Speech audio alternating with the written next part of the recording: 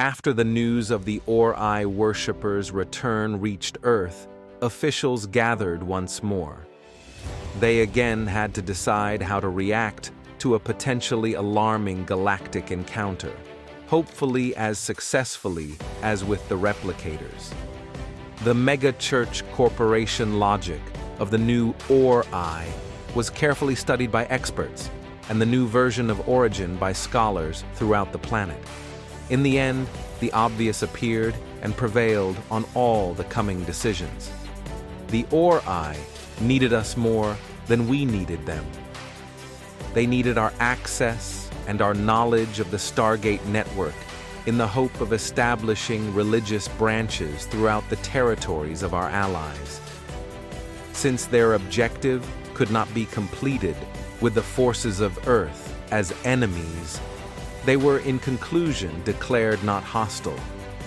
Besides, Earth theological experts evaluated the potential of propagation of the religion of Origin as very low. It was not very attractive to thriving civilizations like the ones of Earth or its main allies. And more importantly, without the capacities formerly given by the Ori entity to their priors, their influence was reduced to a minimum. They had no chance of getting through the science-driven philosophy of the Asgard.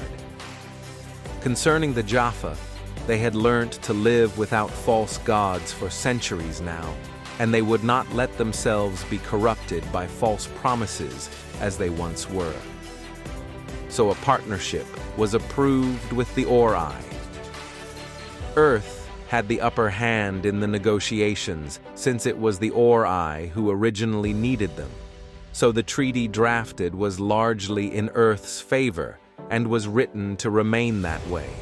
By the 24th century, one main hostile force remained in the galaxy. The Goa'uld had returned.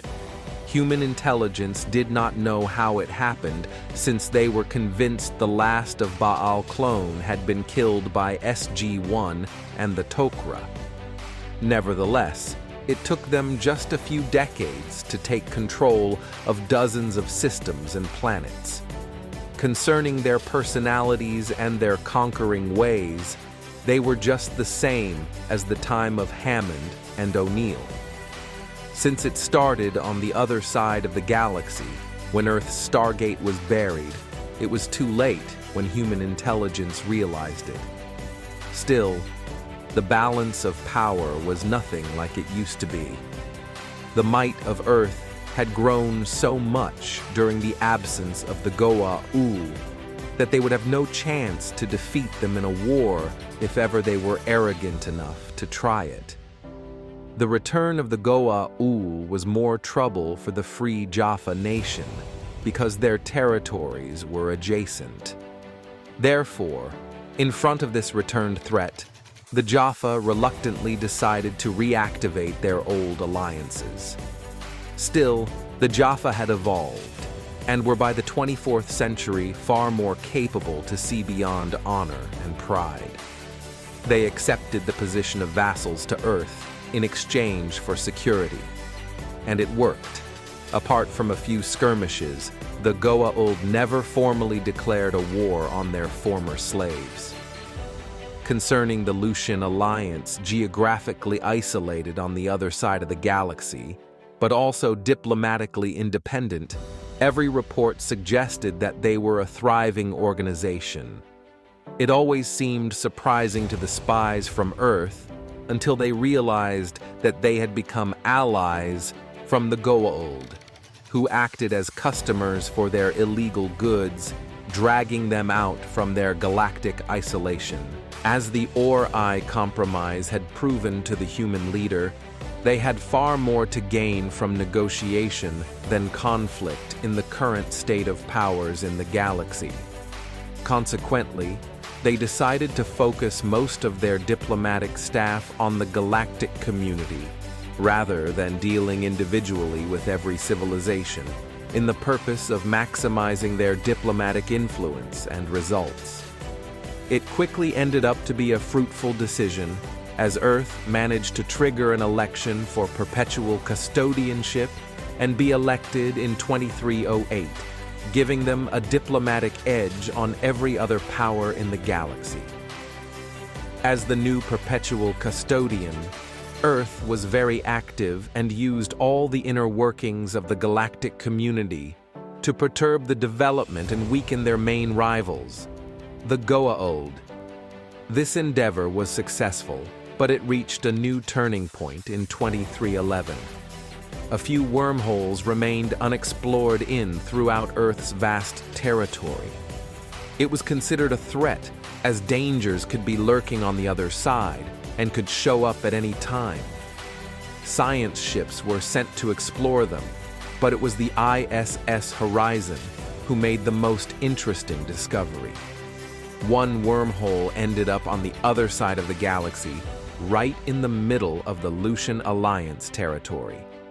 Even if it was a huge advantage, in case of conflict, Earth did not infringe its diplomatic policy and sent peaceful diplomatic envoy through the wormhole to show the Lucian Alliance leader that they meant no harm. They were surprisingly well received, and negotiations quickly started. It turns out that the Lucian Alliance was trapped into its partnership with the Goa'uld and wished to extract themselves from their subjugation. This was an opportunity to hurt the Goa'uld that Earth diplomats did not miss. They promised support to the Lucian Alliance through their common wormhole. The Lucian Alliance leaders were reassured by Earth assurances and felt confident enough to break the pact of non-aggression they had with the Goa'uld. Earth's main rivals were weakened once again. But in 2316, Earth lost some control on the situation. The weakening of the Goa'uld orchestrated by Earth did not stay unnoticed by the Jaffa. They saw it as an opportunity to harm their former oppressors and finally prove that they are now dominant over them. Driven by their will for revenge, they issued a declaration of war without consulting their allies, including Earth. Fortunately, the humans were not dragged into the conflict, as they only had a defensive pact with the Jaffa, who this time were the aggressors. Nor would they join them against the Goa'uld.